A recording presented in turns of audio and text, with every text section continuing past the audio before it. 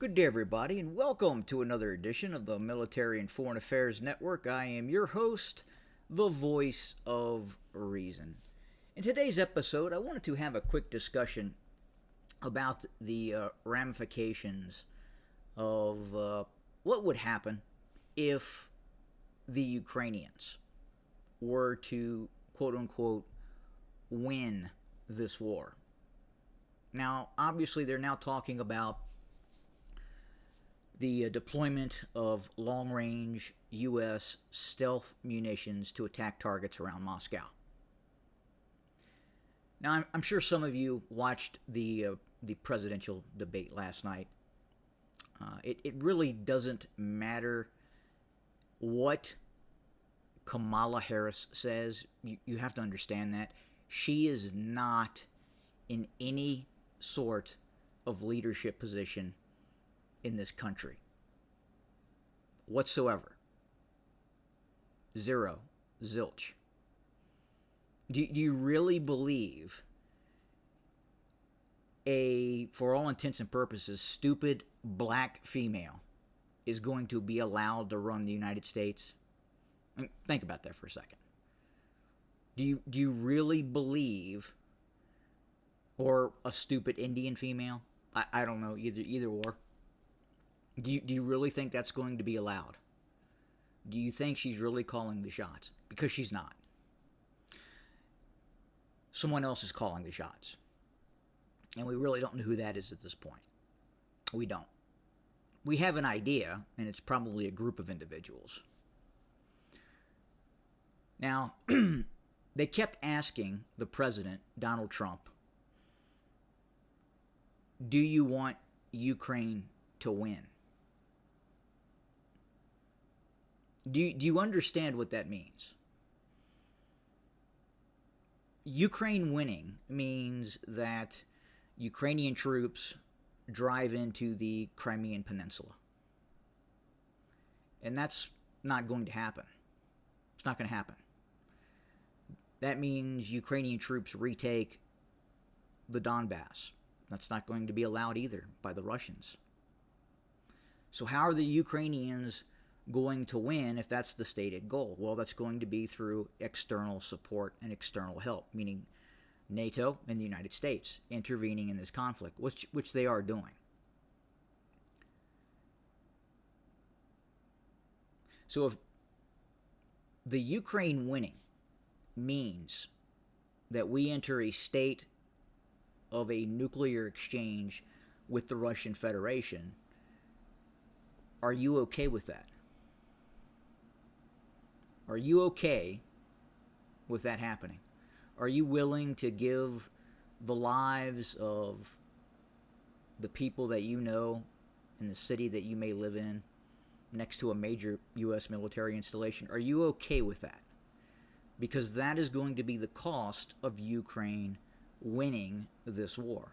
Now look, when the balloons go up and there is a nuclear exchange, Kamala Harris, the cabal that instructs her what to do and what to say, the heads of ABC News that put on that debate last night, the heads of CBS, NBC, CNN, they will be placed on a helicopter and they will be flown to this site, the site that you're looking at right now, Raven Rock in Pennsylvania.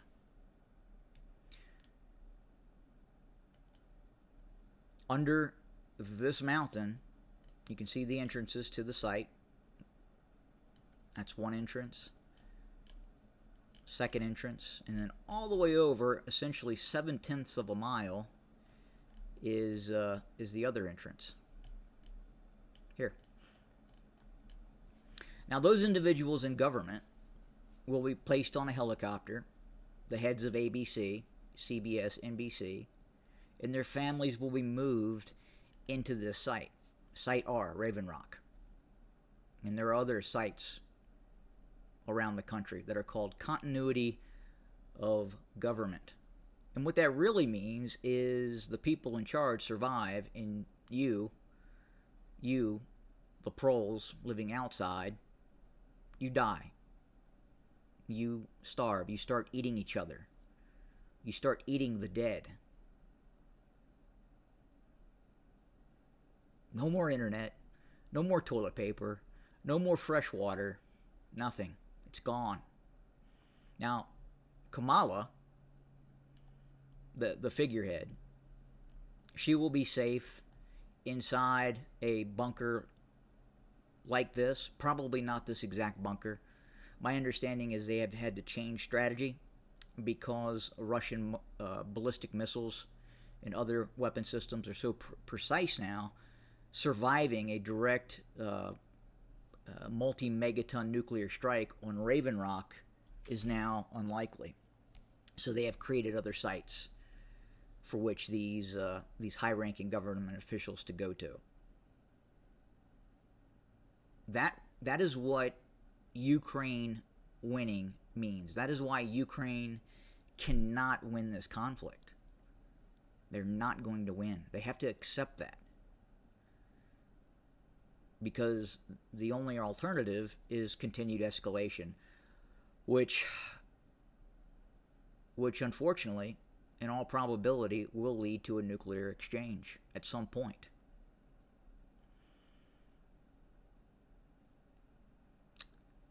Amazing how the uninformed urbanites,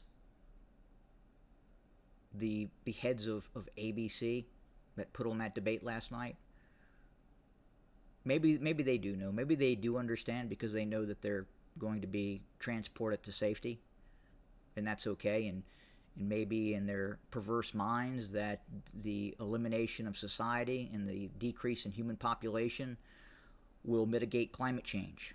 One can only theorize at this point what they're trying to do.